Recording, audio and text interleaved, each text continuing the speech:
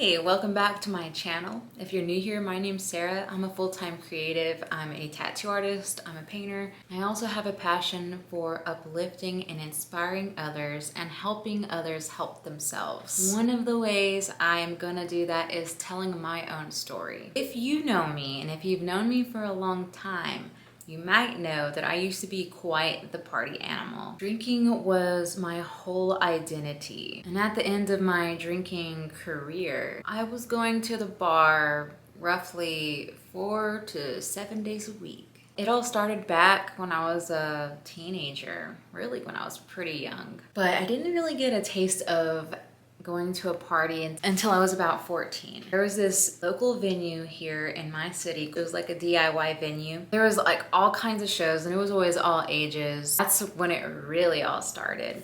I'm gonna pause here and just say that this video isn't shaming you if you drink at all. I just wanted to tell my story in hopes that it will reach someone that needs to hear this or someone that might need that little spark of inspiration. Right now, as this is being recorded, I am about to hit my 5th year without drinking. I just want to tell you how crazy and drastic my life, my appearance, my personality, and everything has changed for the better. I look and feel a million times better than I did 10 years ago when I was in my 20s, and now I'm about to hit my mid-30s. Back to the DIY venue, I got invited to a show and I was like, that sounds awesome. I was a little rocker kid growing up and I played guitar, you know, I had a little band with my friends. So I was like,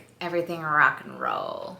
I think my dad had me that weekend and I was like, Dad, can I go to this show? And I had a cousin that's my age too. She was also a little rocker. So it'll be me and my cousin. And he talked to her dad and so they said, okay, well, we'll see. They took us to the venue. My cousin's dad, which is like 6'3", like a real muscly dude, goes up in there and checks it out. He comes back and he tells my dad it's just a bunch of kids. So he was like, all right, we will let you go and we will be back to pick you up. So we go and it's awesome. It's magical, of course. There's music. I mean, we feel so cool because we're, you know, when you're 14, you feel really cool around some 18-year-olds. So it was just like the most magical moment. I was hooked on going to shows right at that moment. We get invited to this after party and I don't think they knew that we were 14. I just really wanted to go. So our dads were there to pick us up after the show and I had the balls to ask my dad if we can go to this party. My dad's always been really open-minded. Him and my cousin's dad talked and they were like, I'll tell you what, you can go for 1 hour. You better not drink. I think what they were trying to do is like, they wanted to trust us, but they wanted us to be independent, but still, you know, like, hey, there's rules. We were all excited. We went to this party and there was a keg there. I didn't listen to my dad. I poured me and my cousin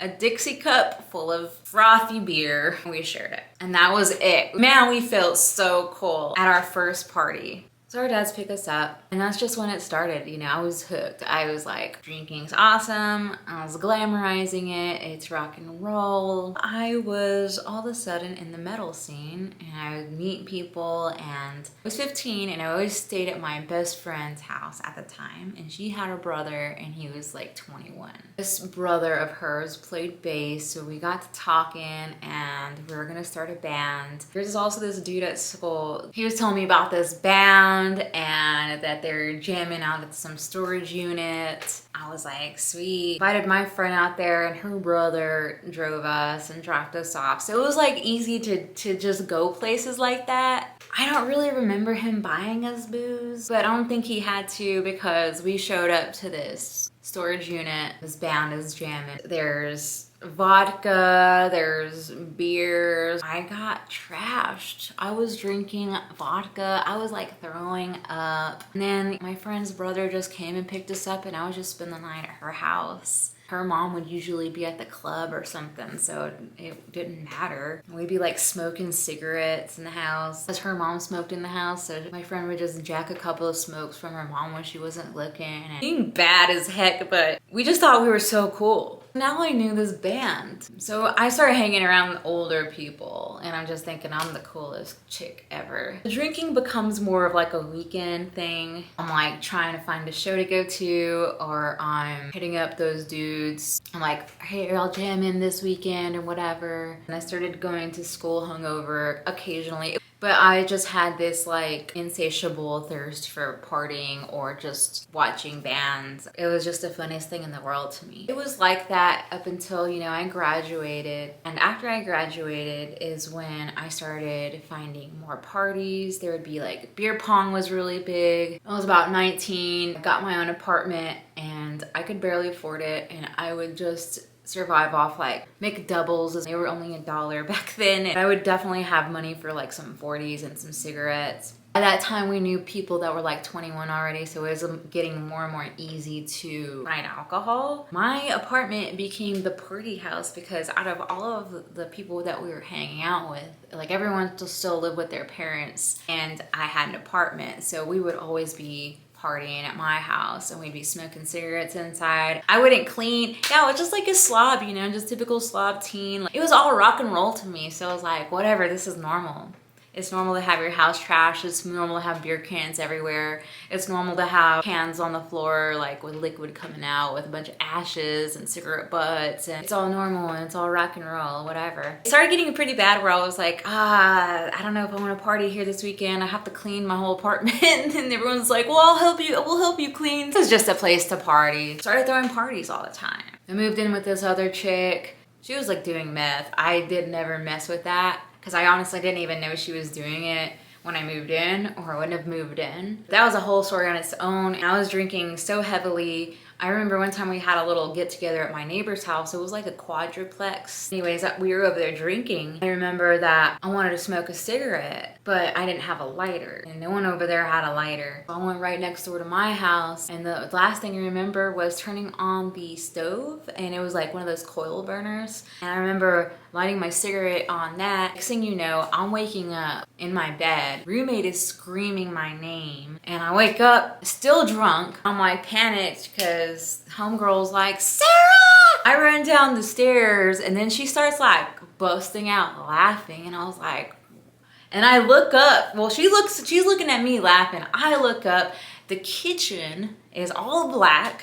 The little vent hood thing is like melted, and there's black soot all up the wall. A fire started. I guess the heat of the coil set this like little oven mitt that was hanging on fire. I don't know. It ignited itself and it extinguished itself. But she was laughing at me because I had black soot all on my nose. Like, that was funny. But I had no idea. I went to the restroom upstairs to look in the mirror, and I noticed there was soot everywhere. I picked up the toilet paper roll from the counter, and it was like clean under the toilet paper roll. Yeah, I had black all down my nose because I was just breathing this smoke and soot in. I was about 20. Okay, I hadn't even hit 21 yet, and I'm already like passing out and setting fires and almost killing myself. I could have just not woken up, y'all. Like carbon monoxide poisoning or burning alive. She had a kid. They weren't there that night. We ended up getting evicted because she used the rent that I was giving her to buy drugs with. I think I moved back to my mom's. Then I turned 21, and now I can go to the bar. By that point, that's when it kind of starts going more downhill, because now I don't have to just party on the weekends, and I don't have to look for someone to buy my booze for me. I can buy it because I'm a 21-year-old. So I'm going to the bar. I don't think I was going all that often because we were still partying with friends and doing the house party thing, but I just kept drinking more and more and more. Then when I turned about 23, about 6 months after I turned 23 or so, is when I started my apprenticeship in 2013. It just gets even worse because I am like, well, I'm cool.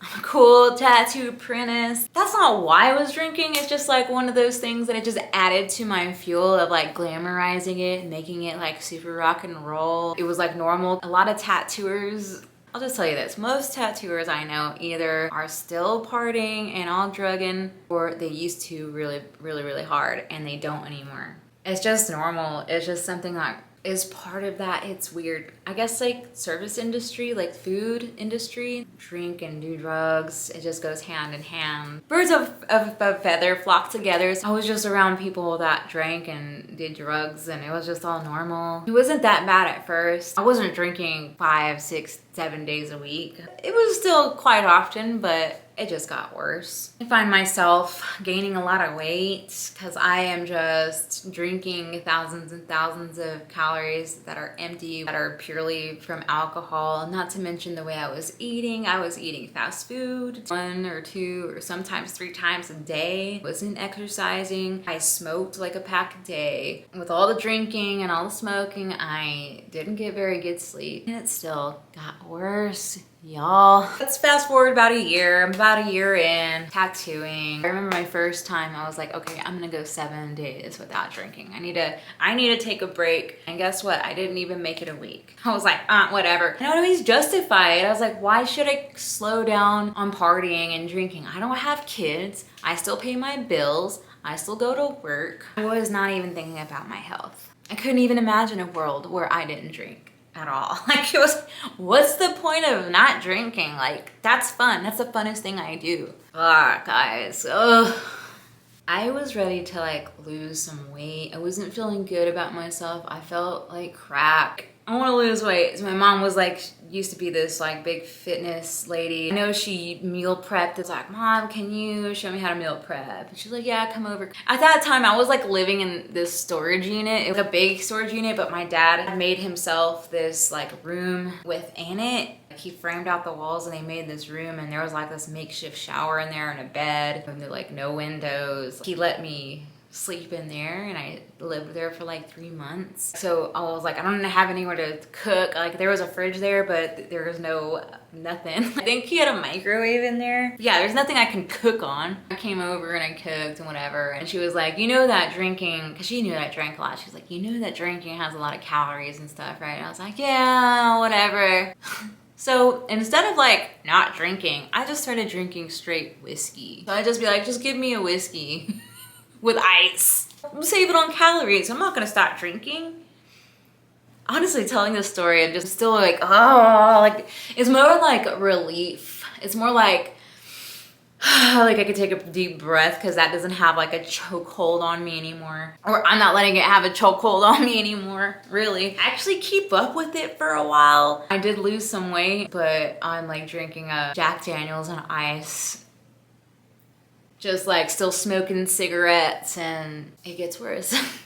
So I kind of like, you know, it doesn't last. I wasn't doing it for the right reasons, y'all. I was just like, I'm fat, I want to be skinny. Not the right state of mind at all. Like, when it's not about health, it's not the right, you know, reason to do it. So let's fast forward a little bit more. I've been tattooing like 2.5 years and I just finished my apprenticeship. These 2 dudes are like, we're gonna open our own shop. And I was like, could I come? And they're like, yes, you can come. So I was like, heck yeah. So we open up that shop. You know, my drinking's pretty heavy. A little bit more down the road, I met my husband and I met him through a guy that I worked with at this shop. I'm fast forwarding a lot, by the way. He had just gotten out of a long relationship, so he was ready to party. I'm a party girl. Started partying together, so we're just going to Schooners all the time. Any chance we got, we'd go to Schooners.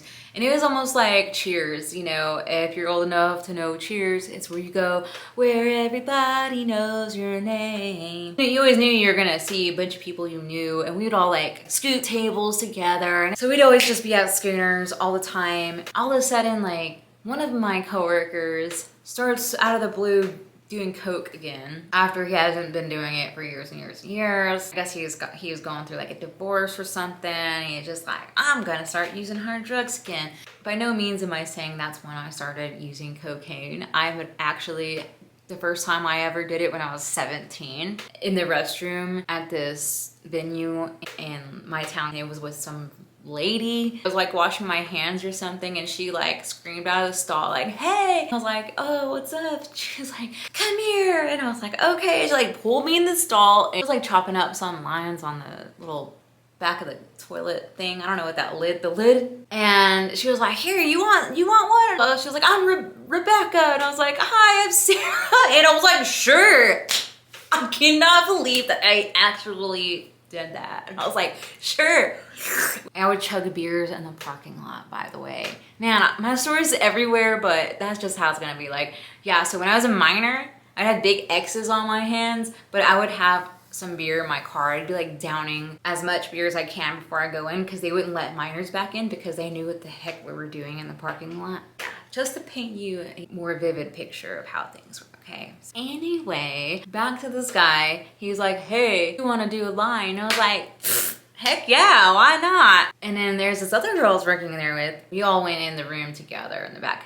This is normal at a tattoo shop, and a lot of them at least. You do a little blow in the back or whatever. We were pretty much closed at that time, and we did some lines in the back. My homegirl that I worked with, like, she just like started buying it and was doing it all the time. We hung out all the time. We'd go to Schooners, and we'd come back and we'd do some blow. We just had it on us, and I found out where to get it, so I'd have it on me, and I'd be in the restroom doing key bumps in between beers and shots. And every time I would get a beer, I would get a shot. Around that time, I was in a band with these guys, and they all drank really heavy. I would show up to practice with like a 12-pack, like just for me. I would go to practice with a gram of Coke at practice. So we didn't even practice. Like, we couldn't even get through the whole set of our songs because we were too busy drinking, smoking, peeing, and doing Coke. We would play like 2 songs and be like there 4 or 5 hours, and I would take bottles of vodka, whiskey, whatever, because I would switch it up because I would get bored of one or the other. When I wasn't at the bar, I was drinking with my homeboys and my band, and when I wasn't doing that, we were at a house show or a party. Everyone that I was around had the same exact lifestyle as me, so it was whatever. It was fun. It was rock and roll. I just got heavier and heavier, and healthier and unhealthier. I developed this crippling heartburn. I would carry Tums in my pocket. I would carry Tums in my toolbox at work. I would carry Tums in my nightstand. It would get so bad that I would wake up puking from heartburn. I would be tattooing and I would have to stop and like catch my breath. I remember I even made a post on Facebook, and it comes on every once in a while. It says like, I would lick a homeless person's crusty butt crack if that meant I would never have heartburn again. But don't take drinking from me. Give me a hobo's crack to lick, and you know, I'd rather do that than quit drinking. How ridiculous. So I didn't have to be at the shop until 1 o'clock. Like, that's when we opened. I would get there 1 o'clock, 1:15, to the point where I kept a brush, stick of deodorant, toothpaste, and a toothbrush in my toolbox. I couldn't get up in time to groom myself and brush my teeth and take a shower. I would get up still drunk. I remember, oh God, I remember like it was yesterday. My alarm's going off and I'm like crusty as hell. Got like a crystalline booger. It's crystals because all the Coke that's in my mucus. My sinuses are clogged up, but I have like actual mucus running when I'm sleeping. Like, I'd wake up all crusty like that, like all dehydrated. I always said like dried up SpongeBob in that episode where he's like, water! Like that, still a drunk feeling. You're not even hungover yet, you're still drunk. I would haul to the shop and I'd get there and I'd be like brushing my teeth and like puking because I'm just like so sick. I didn't realize it. I just thought it was normal. I thought it was normal to have diarrhea every day. I thought it was normal for me to have awful heartburn. And it didn't matter what I ate, it gave me heartburn. Even water would give me heartburn. And you know, I was the heaviest I've ever been. I was like 27 around this time, 27, 28. I was still smoking like a train. I was still eating like crap. I still didn't get any sleep. I still drank thousands and thousands and thousands of excess calories. I started feeling it in my body, like the heartburn thing. My back would start hurting after like an hour of tattooing. I would have this pop in my knee. My knees would start hurting. And I'm in my 20s still. And it just gets worse and worse because the cocaine can kind of wake you up from a drunk. And I would stay up longer, you know, it's like that awful feeling when you're up partying, right? And then you start hearing the birds chirp because you know the sun's about about to come up. And I'm like, oh shoot, the birds are chirping. I'm thinking, oh, sun's about to come up. I gotta be at the shop in 5 hours, 6 hours, whatever. Not sleep. And they're at the inn. You know, I started staying up till 6, 7 in the morning, 8. I went to 7-Eleven one time and bought beer at 9 a.m. And I walked up in there and asked the lady at the cash register if they were selling beer yet. And she goes, I don't know if you need any.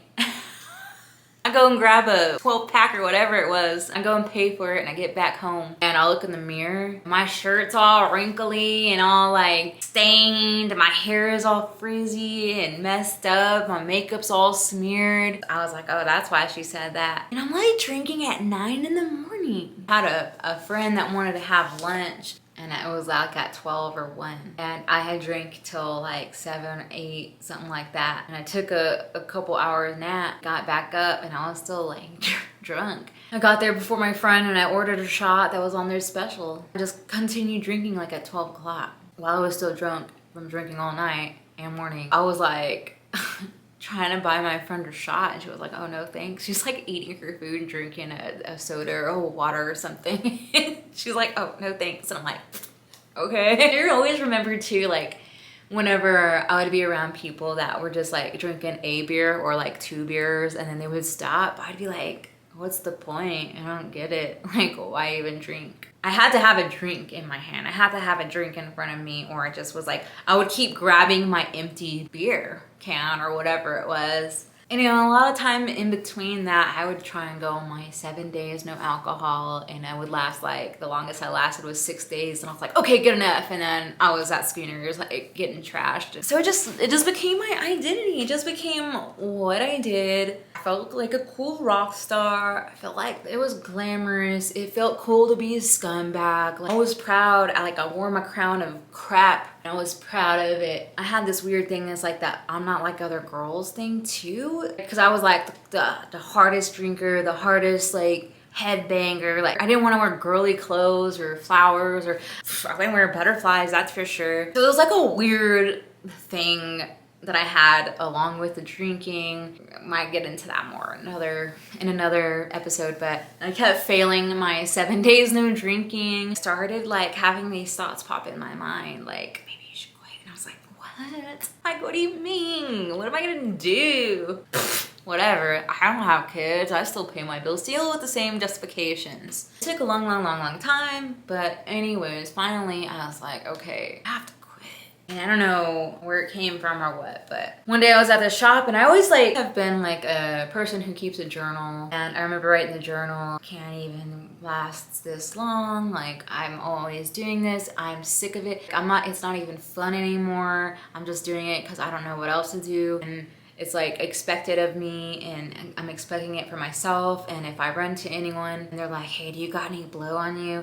And I do. And I was just like thinking about it and I was just like not feeling good. And then like all that time too, I've always been trying to meal prep. I was getting a gym membership and I was like, I'm not gonna drink today. I'm not gonna drink today. I'm so hungover. I get over my hangover and I'm out drinking again. Or I'm like, I'm gonna go to the gym tonight and I'm not gonna drink tonight. And then my friend would text me and I'd be like having major FOMO.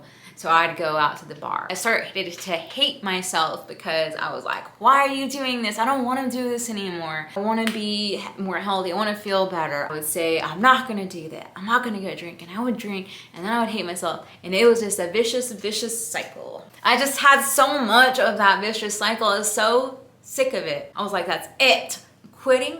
And I decided I was going to quit and I was crying. I felt scared.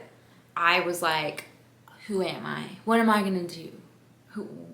What do I even do? I'm not gonna be rock and roll anymore. Not drinking, that's not rock and roll. Like, that's so ridiculous, right? Is it? Yes. But in my mind, it was for real back then. I felt like I was mourning the loss of a friend. I remember that night I go home and I tell my boyfriend, but he's my husband now. I'm like crying and it's like a big whole ordeal and it was hard because literally that's all I did with my time.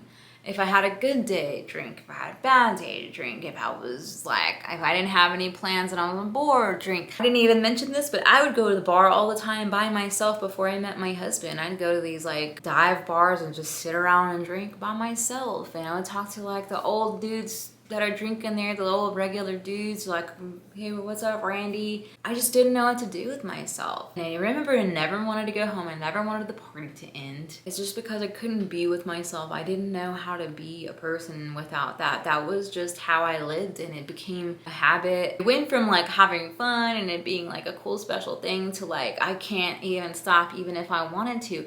And I never said I was an alcoholic. Like, I never considered myself an alcoholic, and I was never physically dependent on it. I mean, I think I was getting there though, because it would definitely like, I would definitely be in a pissy mood for a while, and then I would start drinking and I'd feel all happy and bubbly and stuff. So there was definitely getting there, I think. Just like was falling apart, y'all. So I quit, and spoiler alert, it lasted 6 months. First thing that started happening, y'all, was that I started sleeping. I was like sleeping and it felt good. Like, I woke up in the morning not feeling like death. I would wake up and I would feel arrested. Number 2 is my heartburn went away after how debilitating it felt, after how intense it felt, after it was just a thing that I thought was a, you know, that's how it is. All the Tums and Rolaids that I ate, it just went away. Y'all, I started walking at night because I was still a night owl. I just stayed up all night. I would still stay up till like 4 in the morning because I just was used to it. I go and I started walking, and I started dropping weight, and I started this exercise video, and I was doing like little, you know, 15 to 30 minute exercises every day, and